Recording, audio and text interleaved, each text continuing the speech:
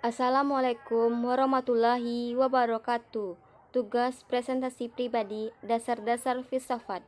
Perkenalkan, nama saya Mia Amelia Artati dengan MPM 2008041, sesi B 2020. Dosen pengampu yaitu Dr. Sylvia Marni, MPD. Program Studi Pendidikan Bahasa dan Sastra Indonesia. STKIP PGRI Sumatera Barat. Baik, pada kali ini saya akan mempresentasikan tentang filsafat. Pertama, apa itu filsafat? Filsafat secara etimologinya berasal dari bahasa Inggris yaitu filosofi. Adapun istilah berasal dari bahasa Yunani filosofia yang terdiri dari kata philos yang artinya cinta atau philia artinya persahabatan, tertarik kepada, dan sophia hikmah, kebijaksanaan, pengetahuan, keterampilan, pengalaman praktis, dan inteligensi. Jadi, secara etimologi, filsafat berarti cinta, kebijaksanaan, atau kebenaran. Atau secara terminologi ada menurut Plato salah satunya menyebutkan Socrates yaitu filosofis, philos, dalam pengertian pencintaan kebijaksanaan. Kata falsafah merupakan arbisasi yang berarti pencarian yang dilakukan oleh para filosof. Baik, yang kedua yaitu apa pentingnya belajar filsafat. Menurut saya, belajar filsafat itu sangat penting karena dengan belajar filsafat kita bisa belajar cara berpikir yang logis, sistematis, analitis, dan radikal atau secara sedalam-dalamnya mengenai suatu permasalahan. Tidak hanya itu, dengan filsafat kita bisa menambah ilmu pengetahuan yang luas lagi dan menambah wawasan kita. Dengan filsafat kita bisa menjadi manusia yang lebih baik, yang terdidik dan mendidik, membangun diri sendiri. Dengan filsafat, kita menjadikan pribadi yang tidak menjadi pribadi yang akuisme atau pribadi yang menganggap diri kita yang paling hebat, diri kita yang paling bisa. Kita bisa menghilangkannya dengan cara kita berfilsafat. Dengan berfilsafat, orang jadi tidak mudah cepat puas tentang apa yang telah diketahuinya. Seseorang akan terus mencari dan mencari tahu sedalam-dalamnya tentang ilmu pengetahuan tersebut dan membuat kita lebih mudah dalam melakukan segala hal permasalahan baik di lingkungan kehidupan sehari maupun di lingkungan tempat peserta didik atau seperti kita di tempat perkuliahan untuk menjalani perkuliahan dengan baik. Karena di dalam perkuliahan kita diminta untuk berpikir secara kritis, logis, sistematis, analitis, dan radikal agar kita. Baik, selanjutnya saya akan menjelaskan filsafat ibu seluruh ilmu. Secara historis, ilmu memang telah lama memisahkan diri dari filsafat. Namun, itu bukan berarti sudah tidak ada lagi hubungan antara filsafat dan ilmu. Ilmu merupakan anak dari filsafat. Sebagai ibu yang melahirkan ilmu, filsafat meletakkan landasan dasar bagi ilmu yang berupa fondasi filosofis ilmu dan tetap mengawal ilmu agar tetap pada proporsinya.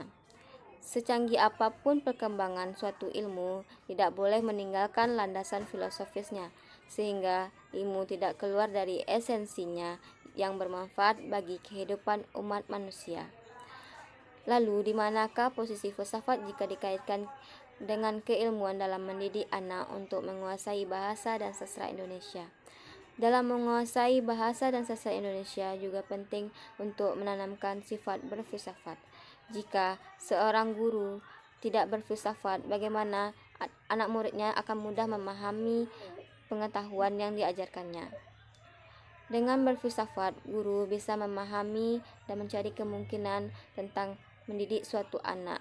Misalnya, tidak semua anak memiliki kemampuan yang sama, maka guru bisa berinisiatif atau berfilsafat tentang bagaimana caranya agar suatu proses pembelajaran dalam mendidik anak itu bisa berjalan dengan baik dan benar sesuai dengan yang seharusnya dan mencapai tujuan pembelajaran dengan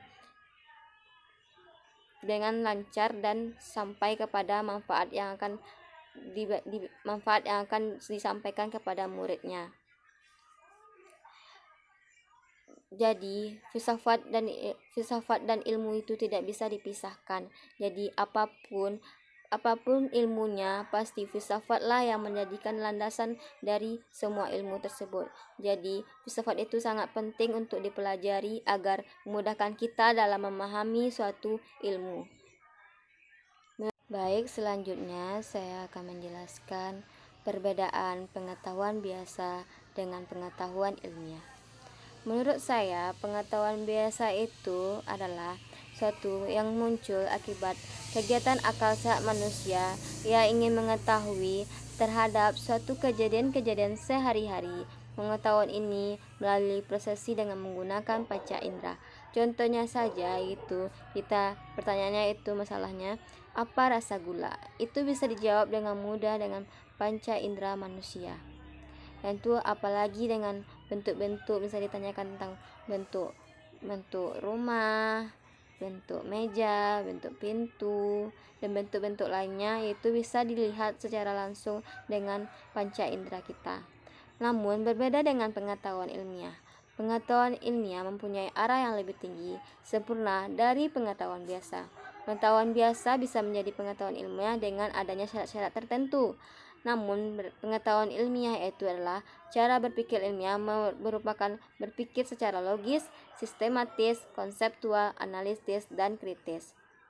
Jadi contohnya tentang pengetahuan ilmiah ini misalnya dalam penulisan makalah, penulisan proposal, penulisan laporan-laporan dan lain-lainnya, itu dalam penulisan tersebut sudah termasuk ke dalam pengetahuan ilmiah karena seseorang melimpahkan pikirannya dalam bentuk tulisan ilmiah, yaitu tadi berupa makalah, proposal, laporan-laporan, skripsi. Itu sudah suatu bentuk dari pengetahuan ilmiah yang sudah diaplikasikan ke dalam bentuk sistem yang dalam bentuk yang secara sistematis, logis, konseptual, analitis, dan kritis.